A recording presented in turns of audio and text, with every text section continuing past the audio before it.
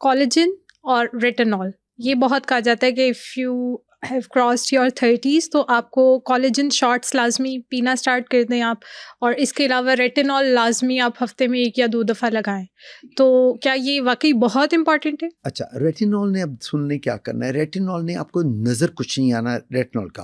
आप कहें मैंने 50 साल रेटिनॉल लगा लिया, उसका अफेक्ट नहीं आपको नज़र आना रेटिनॉल का, राइट। ये वो चीज़ है कि जो आपको एक हल्का सा इफेक्ट देगी, जो अंदर आपकी सेल्स की टर्नओवर को ये स्टॉप करती है, कम करती है सेल के टर्नओवर को, ठीक है ना, आपके डेड सेल्स को भी ऑफ करती है रेटिनॉल जो होता है। मगर इसका इफेक्ट को इतना नज़र नहीं आना जितना कि मैं हाइलुरोनिक एसिड और आपको नाइसिनामाइड वगैरह के साथ मैंने कहा उसके अंदर।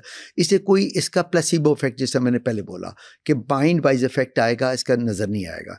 अब सेकंड वेरी इंपॉर्टेंट जो आपने कहा, कोलेजन शॉट्स। अच्छा, अब क्या कोलेजन क्या चीज़ होती है? कोलेजन हमारी स्किन के अंदर जितना हमारा टाइटनेस और प्लमनेस है, ये सारा हमारे फाइबर्स होते हैं, रेटिकुलर फाइबर्स होते हैं हमारे, और उसके अंदर कोलेजन फाइबर्स होते हैं और इलास्टिक फाइबर्स होते हैं।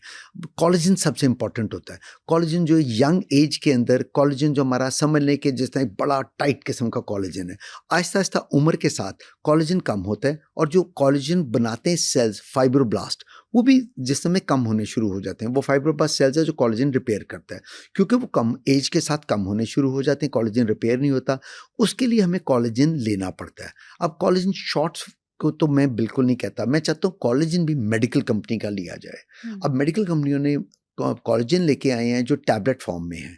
टैबलेट फॉर्म में उनका पूरा कोर्स होता है 6 मंथ्स का, शॉर्ट्स नहीं, प्रॉपर FDA अप्रूव्ड जो कोलेजन इसका आता है।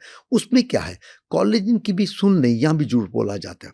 तो इस आज तो लगता है हम सब कुछ उसके ऊपर ही कर रहे हैं कि क्या झूठ बोला जाता है, ज़्यादा हम झूठ की तरफ ही चल रहे हैं। मगर चलें, अच्छा आई ओपनर है, हर बच्चों के लिए आई ओपनर है। कोलेजन ने करना क्या, कोलेजन से जो हमारा अंदर हमारी स्किन के अंदर कोलेजन डिस्टॉर्ट हो रहा है, उसने उसको ना रिपेयर करना है। रिपेयर से ये नहीं होना, आपने जो कोलेजन खाना है ये नहीं होना कि आपकी स्किन खिंच गई, यहाँ से ये प्लम हो गया, इधर हो गया, ये कुछ नहीं है। ये वही है बोटॉक्स फिलर जिसने काम करना है आपका। कोलेजन ने अंदर रिपेयर करनी है, जो आपकी स्किन के अंदर डैमेज हुआ हुआ है कोलेजन, उसको रिपेयर करना है, ऊपर नजर नहीं आना।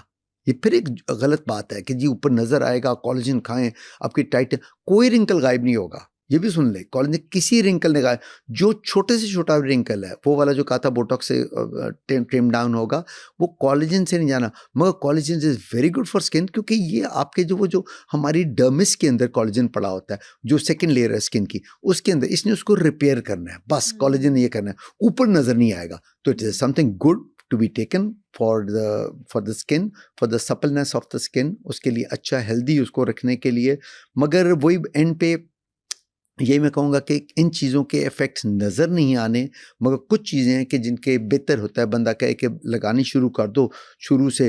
60s में जाके तो हम यंग रह सकते हैं। हाँ बिल्कुल, मतलब अगर हम ये 30s में स्टार्ट करें तो इट मीन्स हम 60 में आप जैसे तो लगेंगे ना। नहीं ऐसी बात नहीं, उसमें यह कि अगर इतनी जल्दी भी कोलेजन वगैरह नहीं लेना चाहिए कोई। ये मैंने बोला ना कि देखो ना, एज में 60s में जाके आपके डिस्टॉर्ट 50 से ऊपर आपकी डिस्टॉर्शन स्टार्ट हो जाती है। आपके सेल्स की वो जो मैंने फाइब्रोब्लास्ट बोला, जो सेल कोलेजन डेवलप, वो हल्के हो जाते हैं, नेचुरल बॉडी में वीकनेस आनी शुरू हो जाती है। तो इसलिए अभी नहीं, अभी तो ये like you people are too young for these things. उसके अंदर अभी बहुत आपको कम इस खाने पीने के तो नहीं कोई चीज़ ऐसी टैबलेट्स नहीं को लेनी चाहिए। ये तो 50 के बाद क्या है, इस वक्त जो आपने है अपना खाना पीना अच्छा रखें, ठीक है, और कोई एक अच्छा हेल्दी विदाउट, जैसा हम अभी बात करते हैं हैज़र्डस मटेरियल के बगैर, कोई सीरम जैसा मैंने बात की थी, कोई क्रीम ऐसी हो जिनमें कोई साइड इफ़ेक्ट ना हो, वो आप जितना मर्जी भर भर के लगाएं, उसका एडवांटेज ये है अगली ज़िंदगियों के लिए, क्योंकि स्ट्रेसफुल लाइफ हैं हर एक की। आप ये देख लो,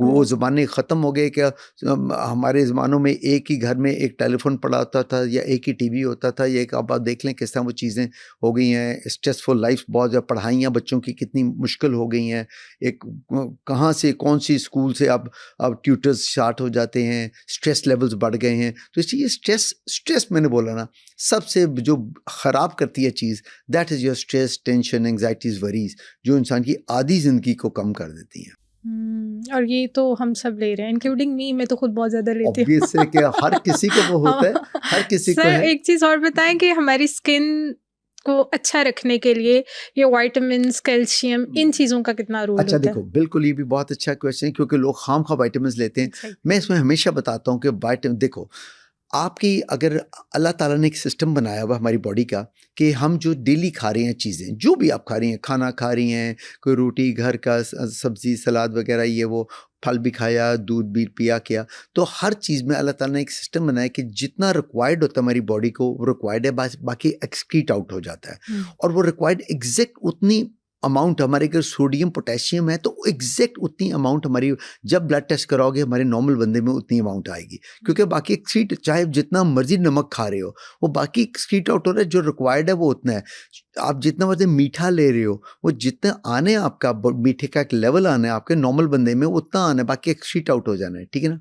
तो इसलिए पॉइंट ये आता है कि आपने जो भी चीज़ें ये खा रहे हैं ये तो आपकी बॉडी के लिए बहुत अच्छी हैं, बाकी आपका एक्सक्रीट आउट हो जाना है। उसके अंदर अब हेल्दी चीज़ों के अंदर जिस हमने पहले भी बोली थी कि हमने आप भी ये फल इज़ वेरी इंपॉर्टेंट, फल फ्रूट वगैरह, और बाकी एक्सक्रीट आउट। अब मल्टीविटामिन के ऊपर आप आ गई।